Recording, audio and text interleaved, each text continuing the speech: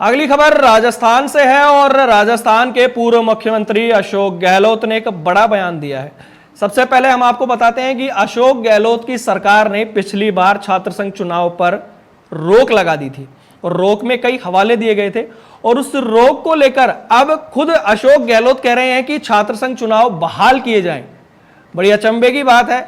और अशोक गहलोत का जो बयान है हम आपको बताते हैं कि अशोक गहलोत ने बयान क्या दिया। उन्होंने कहा है कि हमारी सरकार के समय पुलिस प्रशासन के फीडबैक के कारण चुनावी वर्ष में छात्र संघ चुनाव नहीं करवाए जा सके थे क्योंकि प्रशासन विधानसभा चुनाव की तैयारी में व्यस्त था एवं अधिकांश जगह कॉलेज ही चुनावी गतिविधियों जैसे चुनावी ट्रेनिंग, ईवीएम भंडारण एवं मतगणना केंद्र आदि होते हैं। मेरा मानना है कि छात्र संघ राजनीति की पहली पाठशाला है। छात्र संघ चुनाव से विद्यार्थियों में लोकतंत्र एवं संविधान के प्रति जागरूकता आती है।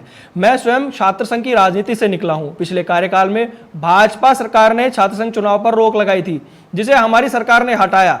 कोविड के बाद भी हमारी सरकार ने ही छात्र संघ चुनाव बहाल किए थे। सरकार को छात्र संघ चुनाव की मांग कर रहे विद्यार्थियों पर जयपुर में किए गए बल प्रयोग की मैं कड़ी निंदा करता हूं। ऐसा करने की बजाय राज्य सरकार को उनकी मांग माननी चाहिए। विद्यार्थियों पर बल प्रयोग, उन पर मुकदमे लगाकर उनके करियर को प्रभावित करने का डर दिखाना आदि लोकतांत्रिक कदम नहीं है। ये विद्यार्थी ही आगे राजनीति का भविष्य है। साथ ही मैं छात्र संघ चुनाव में शामिल होने के इच्छुक युवाओं से भी कहना चाहता हूं कि आप भी इन चुनावों को पैसा और ताकत दिखाने का जरिया बनाने की जगह जेएनयू दिल्ली की भांति सुचिता एवं बुद्धिमत्ता वाला चुनाव बनाएं और एक नई राजनीति की शुरुआत करें। तो आपने उनका यह बयान सुना, जो ये बयान उन्होंने सोशल मीडिया पर लिखा है। और छात्र संघ चुनाव को लेकर जब उन्होंने रोक लगाई तो जो रविंद्र सिंह भाटी हैं, जो पिछली बार लगातार विरोध कर रहे थे और वो चाहते थे कि छात्र संघ चुनाव कराए जाएं, लेकिन उससे पहले वाली बार में जब रविंद्र सिंह भाटी ने टक्कर दी थी जेएनयू में, और सबसे बड़ी बात यह है कि खुद अशोक गहलोत के बेटे ने दखलंदाजी करी थी, वो वहां पर पहुंचे थे। छात्र संघ चुनाव में कोई बड़ा नेता नहीं जाता है, ऐसा देखा जाता है कि डायरेक्ट इंटरफेयर नहीं रहता है, लेकिन अशोक गहलोत के बेटे खुद वहां पर पहुंचे थे और एनएसयूआई का मोर्चा उन्होंने संभाला था और भी कई नेता वहां पर पहुंचे थे। लेकिन फिर जब कहा गया कि भाटी और कांग्रेस की लगातार जो टक्कर है, बीजेपी से भी उनकी टक्कर थी, उसके बावजूद वो चुनाव निकाल ले गए थे।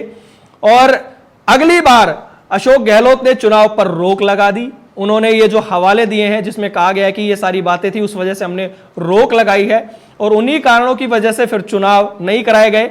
लेकिन सोशल मीडिया पर हमने देखा और आपने भी पढ़ा होगा कि बहुत सारे लोग आरोप लगा रहे थे कि ये जो चुनाव है इसलिए नहीं कराए गए कि कहीं विधानसभा चुनाव में इनका असर दिख गया तो सरकार की मट्टी पलीत हो सकती है। और फिर जब चुनाव नहीं हुए, अब खुद अशोक गहलोत ये कह रहे हैं कि चुनाव कराए जाने चाहिए। जब उनकी सरकार ने खुद ने रोक लगाई, अब भाजपा सरकार से वो कह रहे हैं कि छात्र संघ जो चुनाव है वो पृष्ठभूमि है एक छात्रों की चुनावी राजनीति की, उनको बहाल किया जाना चाहिए।